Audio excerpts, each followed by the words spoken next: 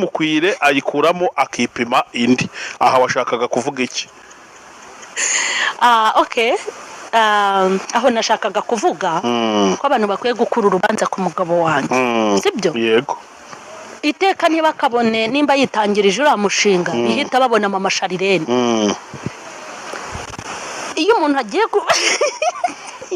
kugura inkweto ukipima mu rukweto, sibyo?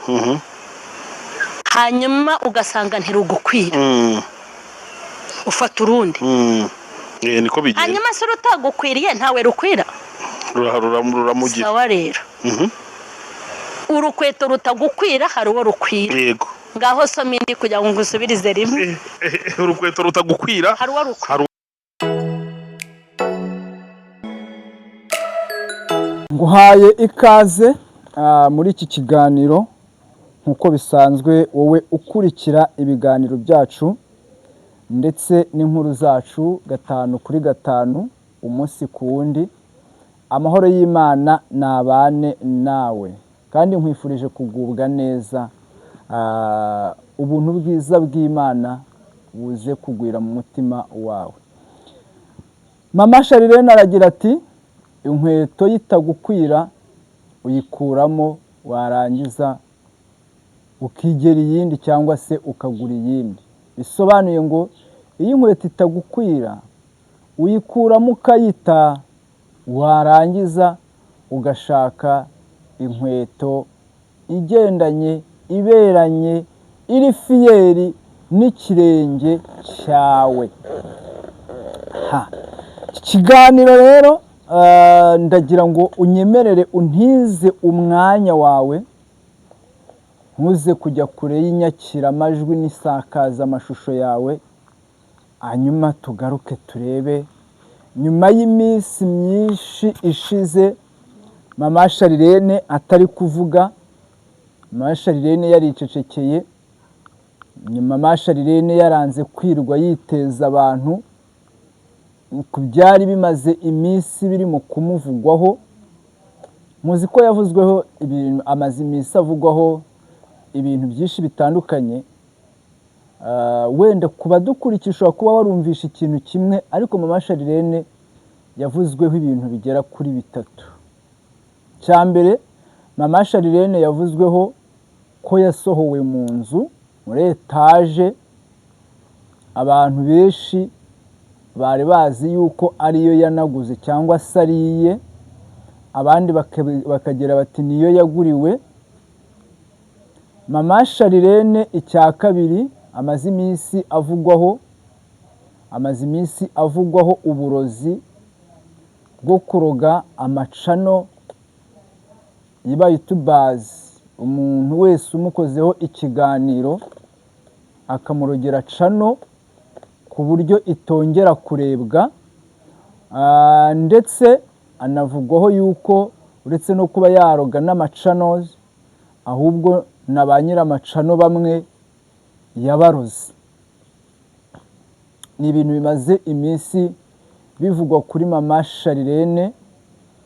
Mama Sharirene nta muntu n'umwe yigeze yifuza kuba yavugisha kuri ibi bintu byari bimaze iminsi bimuvugwaho, yaba kuvuga ko yasohowe mu nzu, yaba kuvuga yuko aroga amacano kugira ngo atongera kurebwa, by'umwihariko amacano yamukozeho ibiganiro, ndetse no kuruga ba nyiramacano akabateza ibintu. Ibi ni ibintu byose hamwe ubikusanyije bimaze iminsi itari na myinshi rwose biri kumuvugwaho yuko ari uwo murozi. Hanyuma mbere yuko wenda tugaruka ku byamuvuzweho, yaba gusorwa mu nzu, yaba kuba umurozi w'amacano, kandi ndagira ngo munyemerere tuze kubana muri iki kiganiro, kuko nimuza gukurikira ingingo ku yindi, akantu ku kandi, uraza kumenya ukuri kwa nyako, kuko rimwe na rimwe ushobora gusanga ibimuvugwaho ari ukuri cyangwa atari n'ukuri, ariko nunyemerera tukaza kubana muri iki kiganiro uraza kumenya ese koko mama Sharirene ni umurozi uroga amacano yamukozeho ibiganiro bimuvugaho ntiyongere kurebwa. Uraza kumenya ese koko mama Sharirene ni umurozi uroga abayitubazi akabateza amadayimoni, akabateza za nyabingi, za shwekuru n'ibindi. Ese koko mama Sharirene yaba yarasohowe mu nzu nk'uko biri kumuvugwaho? Unyemerere uze gukurikira kino kiganiro. Kabiri, ikindi unyemerere tuze kumenya ese koko mama Sharirene mu gusohorwa mu nzu kwiwe byaba bihuriye hehe n'iyi mvugo ivuga ngo iyi nkweto itagukwiriye uyikuramo ukambara iyindi? Kubera ko bivugwa ko iyi nzu yayikodesherezwaga n'umugabo w'umudiyasipora, ariko mama Sharirene akagira undi munyarwanda babyumva kimwe, akaza muri ya nzu akodesherezwa n'umudiyasipora, yarangiza bakagira uko bigenza. Iyi nkuru murabizi ko yadutse ivugwa ngo ni Nyiramataye Nyiramabuno wamamaye kuri izi mbuga nkoranyambaga, ariko nyine biza kurangira byeruwe yuko Nyiramabuno ari mama Sharirene. Nyemera udutize kuri subscribe niba ari bwo bwa mbere ubonye ibiganiro byacu. Ikiganiro nuza kugikunda uze gukanda like ndetse na share. Nuza kandi kubona watanga inyunganizi cyangwa igitekerezo, uze kureka duhurire muri comment, tubwire uko ubibona, tubwire uko ubyumva, utubwire nuko ubitekereza. Nkwibutse kandi ko ubaye wifuza kugura inzu y'ubucuruzi cyangwa iyo guturamo, yaba mu mujyi wa Kigali cyangwa mu nkengero z'umujyi wa Kigali, waba wifuza ikibanza cyiza cyo kubakamo mu mujyi wa Kigali cyangwa mu nkengero z'umujyi wa Kigali, waba wifuza ubutaka bwiza bwo gukoreramo ibijyanye n'iby'ubworozi cyangwa iby'ubuhinzi mu nkengero z'umujyi wa Kigali, ndetse mu mujyi wa Kigali ushobora gukenera rwose ubutaka bunini bwo kuba wakoreramo ibikorwa bitandukanye, kuba wakubakamo amavuriro, ikigo runaka. Twegere tugufashe, duhamagare kuri iyi nimero 0787324242. Umuranga mwiza aguhuza n'icyo ushaka. Twihuse, hamaze iminsi havugwa kandi muri social media hari kuvugwa inkubiri y'aba bagore bavuga yuko ari abarozi, bavuga yuko bakora ibyaha bitwaje ijambo ry'Imana, bafite akarimi keza, ariko kandi nanone ugasanga ntabwo bakora umurimo w'Imana, ahubwo ibyitwa umurimo w'Imana bawukoramo ibibi, ndetse bafite nuko bangiza ubutumwa bwiza. Iyi nkubiri imaze iminsi ivugwa ni inkubiri navuga ngo imaze igihe kitari gito, kuko nke kuvugwa kuri mama Sharirene ndetse na Pastor Mutesi, abantu bamamaye cyane ndetse banamamara mu bintu byiza. Pastor Mutesi yamamaye mu bintu byiza, mu bikorwa byo gufasha abantu. Pastor Mutesi yamamaye mu magambo meza yururutsaga imitima y'abantu. Biragoye kuba wabona umuntu utunze smartphone imyaka igera ku 10, biragoye kuba wabona umuntu utarigeze asitatinga ijambo mama Pastor Mutesi yavuze. Biragoye kuko hari amagambo yagiye avuga, wayakurikirana neza ukumva ni amagambo y'ubwenge, ukumva ni amagambo y'ubuhanga. haza kugenda navugwaho wenda gutandukana n'abagabo, ibintu bitagiye bamwe bakanga kwirwa banabitindaho, kuko nanjye hari ibintu ndeba. Umugore wanjye turamutse tunaniranwe,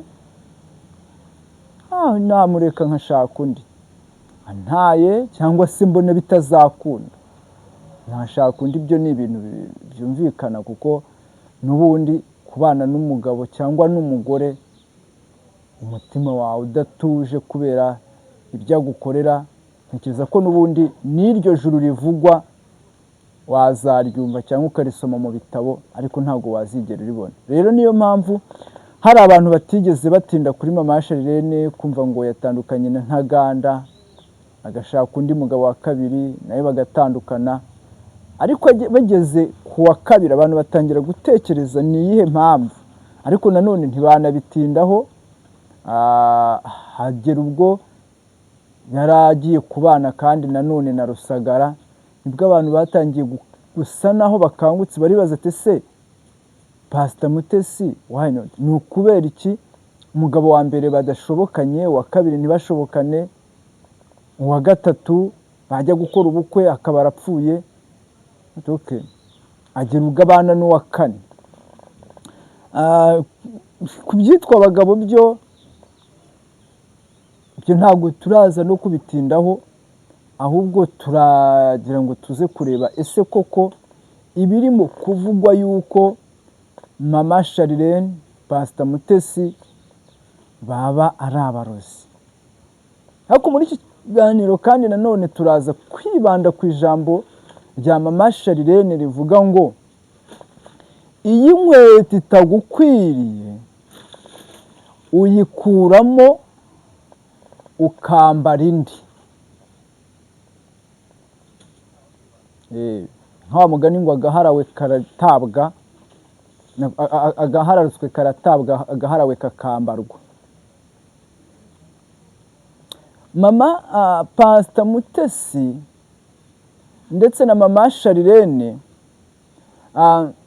ni abantu bagiye batambutsa ibiganiro ku macana amwe n'amwe, ndetse bikanavuga yuko iyo ukoze ikiganiro cyangwa se ukoranye ikiganiro n'aba bagore bombi byahitaga bizamura platform yawe, wararebwaga rwose pe.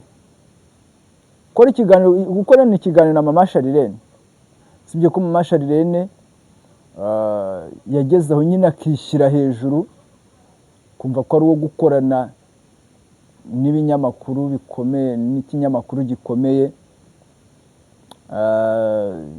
kumubona ku yandi macano yabikoraga kera agishakisha, agihamagara ba runaka cyangwa na ba runaka bamuhamagara atariyubaka. Ariko aho amaze kwiyubaka ntabwo yongeye kwiteza amacana abonetse yose, wapi.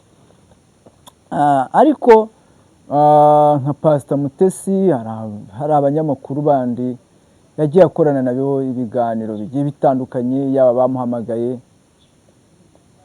Ntekereza ko simbizi, ntago ndamwaka ikiganiro, wenda nkimwatse yakima cyangwa se wenda ntakime.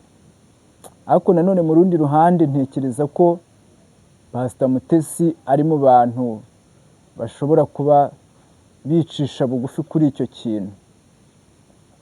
Ntekereza ko ashobora kuba ari umuntu wakwemera kuganira n'umuntu uwo ari we wese, muri we hatajya habamo kwishyira hejuru. Niko mbitekereza, kuko iyo ntekereje ko hari abandi bantu mbona akorana nabo ibiganiro, kabiri iyo ntekereje ko hari aho mubona mu bindi bikorwa, nubwo kandi wenda n'ibyo bikorwa nabyo bijya kurangira bitamubereye byiza. Ari ikintu njya nibaza.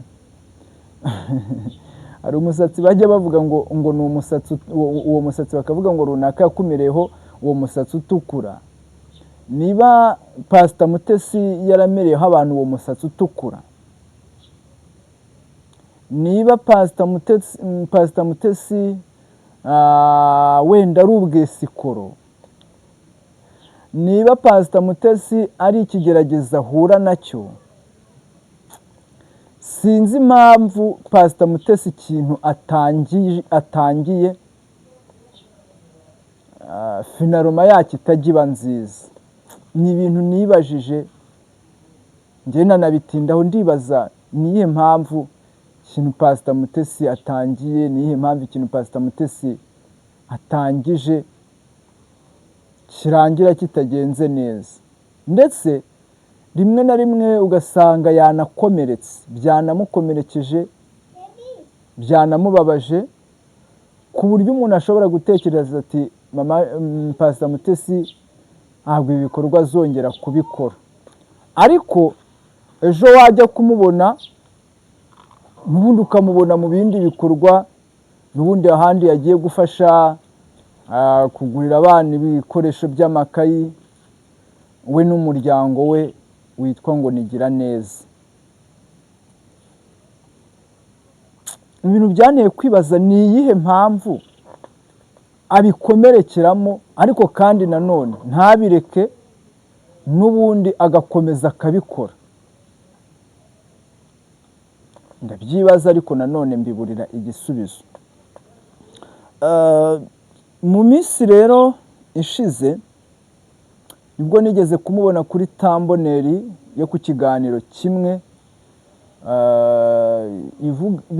handitseho yuko ngo aba bagore ni abarozi. Hari hariho Pastor Mutesi na Mama Sharirene.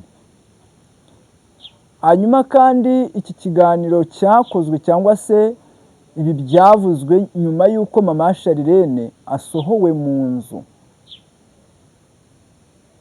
Bivugwa ko yasohowe mu nzu, nibwo haje kumenyekana n'aya makuru avuga yuko Mama Sharirene yaba aroga amacano ntarebwe. Uyu munsi naje gutekereza, ndeba ku macano amwe n'amwe yakozeho ibiganiro kuri Mama Sharirene, akavuga kuri Mama Sharirene, akamuvugaho nko ku bintu bishobora kuba bitaramushimishije. Nk'urugero, hari nk'amacano amwe n'amwe yamuvuzeho avuga kuri ibintu byo gusohorwa mu nzu. Ayo macano amwe n'amwe koko nk'uko byavuzwe ntabwo akirebwa, ntabwo akigira views.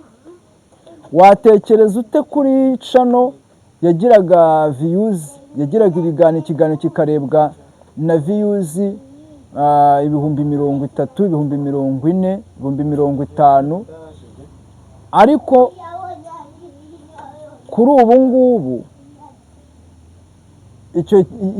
ibyo binyamakuru ukaba utabona ikiganiro gifite viewers 1K.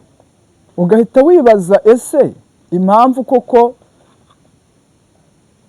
aya macano atakigira ibiganiro biri kurebwa neza, koko byaba ari uko Mama Sharirene yaba koko aroga ibyo binyamakuru? Mfite ikinyamakuru kimwe ntari buze wenda kwirwa mvugaho, cyakoranye na Mama Sharirene, cyakoze ibiganiro na Mama Sharirene, ariko aho kitagikuranira na Mama Sharirene, ibiganiro byacyo ntabwo bikirebwa pe. So nibwo nanjye narebye tuvuga se, kuva nanjye nasura ikiganiro kivuga kuri Mama Sharirene, vuga amateka ukuntu yakoraga umurimo w'Imana, ariko ubu ngo bakaba atakiwukora. Vuga ni wigenzure, wisuzume inshuti muvandimwe, ushobora gusanga uko wakoreraga Imana atari kugikorera. Ndetse ntanga n'ingero, ndavuga nti wajya gutumirwa mu biterane ahantu aha n'aha, kundabyibuka ajya gatumirwa za Kayonza, yajya gatumirwa mu majyepfo mu mujyi wa Kigali, ntabwo mwajyaga mubona ibiganiro bya Mama Sharirene cyangwa se inyigisho za Mama Sharirene ku ma YouTube atandukanye, ariko kuri ubu ntabwo wabona icyigisho cya Mama Sharirene. Niyo aje kuri social media aje kuvuga ibindi bintu bisanzwe cyangwa se aje kuvuga ko bamuvuze, n'ibyo bintu hasigaye ubona Mama Sharirene ari kuvugwaho. Hanyuma nta nkoresha izo ngero, nyuma yaho ndongera nkora n'ikindi kiganiro, ariko ngiye kureba nyuma nukuri ntabwo nongeye kurebwa. Ndibaze se koko kwaba ariko kuri kuko Mama Sharirene ibiganiro abantu bamukozeho ibiganiro aroga ama YouTube yabo, aroga amacano yabo kugira ngo atarebwa. Nose tuvuga yuko wenda hari umuntu umwe twigeze kuganira, hambwira ati amarira ya Mama Sharirene uzayitondere, ati we n'urubyaro rw'iyo bagiye mu nzu bakakuririra bakarira, ati ayo marira aragukurikirana, ati we n'abana be rwose iyo bagiye mu nzu bakiherera bakarira, ati byanga bikunze, ati ayo marira ntabwo agarukira aho ngaho. Ndibaza se yaba ari yamarira Mama Sharirene aririra ku bamukozeho ibiganiro, hanyuma bigatuma atabasha kureba umuntu wamukozeho ibiganiro bimera nk'aho amuteye umwaku. Ibyo nibyo nakomeje kwibaza, kuko n'impamvu nanjye nabyibajijeho kuri shene yanjye. Naramanjije ndeba abantu bagiye batandukanye, kuko aho twicaye nakubwira shene zirenga 5 zakoze inkuru kuri Mama Sharirene, zamara kumukoraho inkuru, nyuma y'ibyo ngibyo inkuru zikurikiyeho ntizongera kurebwa. Nakubwira shene zamukozeho inkuru, nyuma yo kumukoraho inkuru zimwe zigasibwa cyangwa zigakurwaho. Mbibutse ko abarokore cyangwa se abakristo ubundi twebwe turabahesha b'umugisha, ariko mu kanwa k'umuntu havamwo amagambo atarayo guhesha umuntu umugisha, ntabwo uyu muntu aba akiri umuntu w'Imana, ahubwo aba ari umuntu wahanzweho na Sekibi, aba ari umuntu wahanzweho na shitani, aba ari umuntu wahanzweho n'imyuka mibi. Gusa nanone mbibutse nshuti bene data bakundwa, hari abantu bagira akanwa kabi, reka mbisubiremo, hari abantu bagira akanwa kabi yakuvugaho ibintu rwose byanga bikunze ukavuga uti ibyo ndabifatisha abiri, uko byagenda kose ndabifatisha abiri, ntabwo ndi buze kubicika. Hari umumama umwe twakoranye umurimo w'Imana,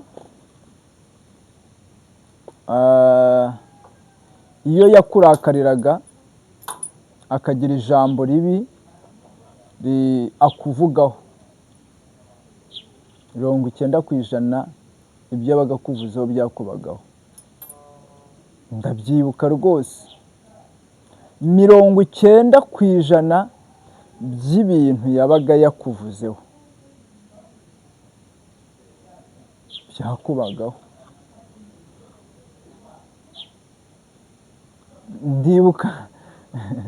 Ndibuka kuko twakoranaga umurimo w'Imana ndetse tukanagendana cyane. Ndibuka hari umunsi umwe namubwiye nti ndakwinginze, ndaguhendahenze, ndabigusabye, nubona tunatandukanye uzihangane ntuzanyatureho ijambo ribi, kuko kanwa ke naragatinyaga. Byatumaga nanigengesera. Rero na Mama Sharirene niba ashobora kuba yaba ari muri abo bantu bafite akanwa kameze gatyo, ntabwo mbizi, hanyuma ikindi kivugwa ni ukuroga abayutubazi. Aba bo mwihangane mbavuge mu mazina, uwitwa Akariza w'Akariza TV show, n'uwitwa Pastor Sibomana wa channel imwe yitwa, cyangwa reka nere kwirwa nkivuga Ibyishimo official, bari mu bantu bagaragaye bavuga yuko baruzwe na Mama Sharirene. Sibomana yarabivuze, Akariza arabivuga, ntabwo hanga ndaza kugarura amajwi yabo y'ukuntu babivuze, ariko bavuga ko baruzwe na Mama Sharirene akabateza ibintu kugeza ubwo ngo niyo no kuguhamagara byonyine ukamwitaba byabaga bihagije kugira ngo babaje kukuroga. Hanyuma nge si icyo ngendereye nyirizina, ahubwo ngendereye niyihe mpamvu abakozi b'Imana bakwiriye guhangana. Wenda muraza kunyihanganira, Akariza ntabwo mbizi niba ari umurokore, ariko reka nifashishe Sibomana, nifashishe na Mama Sharirene, Pastor Mutesi nawe ndamushyize ku ruhande,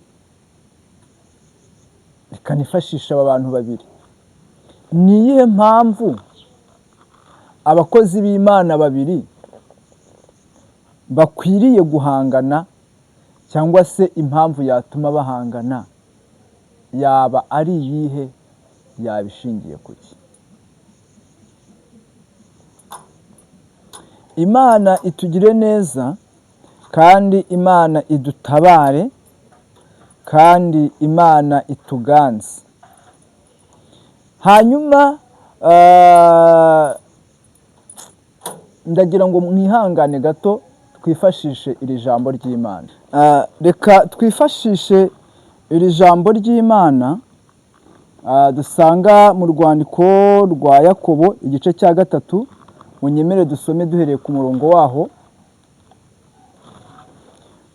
Munyemerere twifashishe ijambo ry'Imana dusanga mu rwandiko rwa Yakobo igice cyawo cya 3, dusome duhereye ku murongo waho wa 13 ndetse n'umurongo waho wa 17. Bene data nshuti z'umusaraba, tujye tugerageza gufata ibyo dukora, ibyo tuvuga, ariko kandi nanone tubisanishe n'ijambo ry'Imana. Haravuze ngo ninde muri mwe w'umunyabwenge kandi w'umuhanga niyerekanishe ingeso ze nziza imirimo ye, afite ubugwaneza n'ubwenge. Ariko niba muhorana amakimbirane akaze mu mitima yanyu, mugahorana intonganya, ntimukabyiratane ngo mubeshyere ukuri. Bene ubwo bwenge si bwo bumanuka buvuye mu ijuru, ahubwo n'ubw'isi, n'ubw'inyamaswa abantu, ndetse n'ubw'abadayimoni. Kuko aho amakimbirane n'intonganya biri, ari naho no kuvurungana kuri no gukora ibibi byose. Ariko ubwenge buva mu ijuru, irya mbere buraboneye, kandi n'ubw'amahoro n'ubw'ineza, bwemera kugirwa inama, bwuzuye imbabazi n'imbuto nziza, butarobanura ku butoni, kandi butagira uburyarya. Tubibaza muri mwe niba hahoramo intonganya, muri twebwe niba hahoramo intonganya, ntabwo ubu ngubu ari ubwenge buvuye mu ijuru, ntabwo ubu ngubu ari ubwenge buvuye ku Mana. Kuko ubwenge buvuye ku Mana, irya mbere buraboneye, uri kumva, irya mbere buraboneye, kandi ni ubw'amahoro n'ubw'ineza, bwemera kugirwa inama. Biragoye kubona aba bavuga butumwa, aba bakozi b'Imana, biragoye kuza kubonamo umuntu wagira inama, ngo umubwire ngo ibi bintu ntabwo ari ukuri, ibi bintu ntabwo bihesha Kristo icyubahiro, biragoye kuba yagutega amatwi akakumva. Ibi mbabwira niko kuri kuzuye ijana kuri murumuna w'ijana. Reka mbisubiremo, biragoye kuba wabona umukristo muri aba bakristo ndimo kuvuga aba b'ibyamamare bazi ko bamaje kugira ndabivuze mpita nibuka mama Sharirene arimo kuvuga ngo intekerezo z'abantu ziraciriritse. Intekerezo z'abantu ziraciriritse, kandi umunyarwanda yavuze ukuri, aravuga ngo utazi ubwenge ashima ubwe. Nkavuge gahoro, bashaka kugavuga gahoro gatoya nitonze. Yaravuze ngo utazi ubwenge ashima ubwe. Ni umunyarwanda wabivuze, kandi umunyarwanda yaravuze ngo nta ngoma yihumurishya. Kuko kugeza izi saha njye kuba nakwicara ahangaha nkakora ibiganiro, wewe ubikurikiye niwe ubona ko ibiganiro nkora ari iby'ukuri, ari iby'umucyo kandi biboneye. Ariko nimuza muri abantu 50 muti ibintu ukora ntabwo ari byo, 90% bishobora kuba atari byo. Yego, bishobora kuba atari byo koko. Rero guhangana kw'aba bantu b'Imana, kw'aba bakozi b'Imana, biri mu bintu bitumye izina ry'abarokore ryangirika, riratukwa, rivugwa uko ritari muri iyi sosiyete nyarwanda. Ibintu bitanakwiriye rwose pe, kanongere mbisubiremo, ni ibintu bidakwiriye, ni ibintu bitumvikana muri iyi sosiyete nyarwanda, kujya ukumva abantu babiri bahuriye ku kintu kimwe bari guhangana. So mu gihe mubona APR na Rayon, APR FC na Rayon Sport, kuba ziri guhangana, ziri guhanganira igikombe, kandi igikombe kigomba gutwarwa n'ikipe imwe. Izi kipe rero zihanganira mu kibuga, zigahanganira no mu bafana, aho abafana b'amakipe abiri usanga nabo ubwabo bahanganye. Noneho ukibaza ni iyihe mpamvu mu murimo w'Imana abakozi b'Imana barimo guhanganiramo, kandi Imana ntabwo yemerewe kuba Imana y'umuntu umwe. Uri kumva? Imana ntabwo yemerewe kuba ntabwo ari nk'igikombe gihabwa ikipe imwe. Twese twemerewe kugenda mu Mana tugakwirwamo. Kibaza nihe mpamvu abantu b'Imana bagomba gutungana. Haravuga ngo ninde muri mwe w'umunyabwenge kandi w'umuhanga, niyerekanishe ingeso ze nziza imirimo ye, afite ubugwaneza n'ubwenge. Uw'umuhanga ntabwo ari ukuza muri social media ngo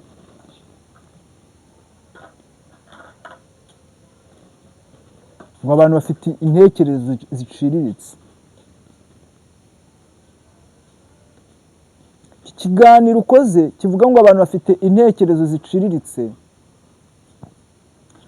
abari kukireba hari abantu bakurusha ibi bintu bitatu ngiye kuvuga.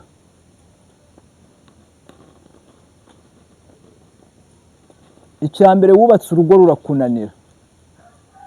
Hari abantu bakiri mu ngo zabo, atari uko banahuye n'ibigeragezo biri munsi y'ibyo wahuye nabyo, bahuye n'ibigeragezo mu ngo birenze ibyo wahuye nabyo, ariko ingo bazigumamo, bazikomeramo, na n'iyi saha baracyazirimo. Uyu muntu nuza kuvuga ngo afite intekerezo ziciriritse, uruhande rumwe uri shipu kuri we kuko we yashoboye ibyakunaniye. Hanyuma uyu muntu niwe ufite intekerezo ziciriritse cyangwa niwe ufite intekerezo ziciriritse? Kabiri, abantu bari kureba iki kiganiro urimo kuvugamo ko bafite intekerezo ziciriritse,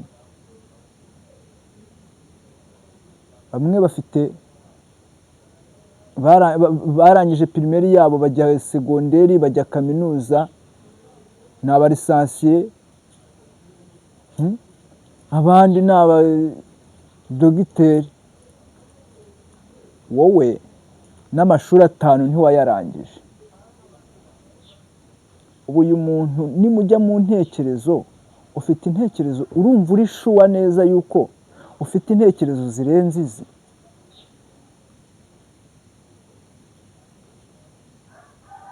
Gatatu, aba bantu uri kubwira ngo bafite intekerezo ziciriritse,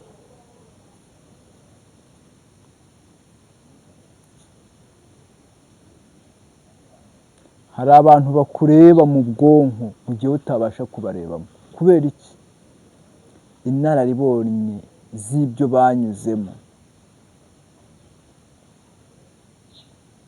Arega kuba wakwicara ukamvugaho si bibi, nukuri ntabwo ari bibi, ahubwo njyewe uvuzeho icyo uvuze gishingiye kuki? Kabiri, niba umaje kumvuga ahubwo nitwaye gute mu kintu maze kumvugaho? Icyo kigaragaza niba ndi umunyabwenge cyangwa ndi umuhanga. Umunyamakuru umwe mugenzi wacu dash ubwo ni Dashim sorry, yigeze kuvuga ko umuhanga kandi w'umunyabwenge acicikaho abandi bari kuvuga. Nihe mpamvu? Arumva agatekereza, ariko ukunda kuvuga ntabona umwanya wo gutekereza, ahubwo abona umwanya wo kuvuga. Rero bantu b'Imana, bwoko bw'Imana, nshuti z'umusaraba, tureke guhanganira muri uyu murimo w'Imana. Iyi ntabwo ari isambu twadikanyije, ahubwo ni isambu duhuriyemo. Kambisubiremo, barokore bene data, nshuti z'umusaraba, mwebwe mwibwira ko mugihagaze, mwebwe mwibwira ko mugisenga, tureke guhanganira muri uyu murimo w'Imana, kuko uyu ntago ari isambu twadikanyije, ahubwo ni isambu duhuriyemo. Kugira ngo ubyumve neza, abantu iyo badikanyije imirima, hari ukuntu baba bagomba kuyihanganira kugira ngo umwe adatema umurima wundi. Nk'abahinga mu cyaro murabizi, hari ukuntu umuntu ahinga agahita kubita nk'isuka imwe akayivanye ku butaka bwawe akomeka ku bwe. Iyo urangaye ujya kwikanga, niba yari afite metero kare 800, ujya kwikanga ukikanga afite 900, weho usigaranye 700 kandi wari ufite 800. Nuko abantu badikanyije. Ariko abantu bahuriye mu murima, tuvuge nk'umuryango, uri kumva, uhuriye mu murima ntabwo urwanira mu murima. Oya, rero uyu ni umurima wa data, kandi buri wese yemere kuza agasoromamo, agasarura, akarya, ibintu bikagenda neza. Mureke twere guhanganira rero muri uyu murimo w'Imana. Ndagushimiye wowe wari udukurikiranye cyangwa se wari ukurikiranye ikiganiro cyacu. Niba ari ubwa mbere ubonye ibiganiro byacu, kora subscribe. Niba kandi wagikunze, kanda like ndetse na share. Inyunganizi ndetse n'ibitekerezo uze kunyemerera, duhurire muri comment, tubwire uko ubyumva, uko ubibona ndetse n'uko ubitekereza. Amahoro y'Imana abane nawe. Shalom, shalom.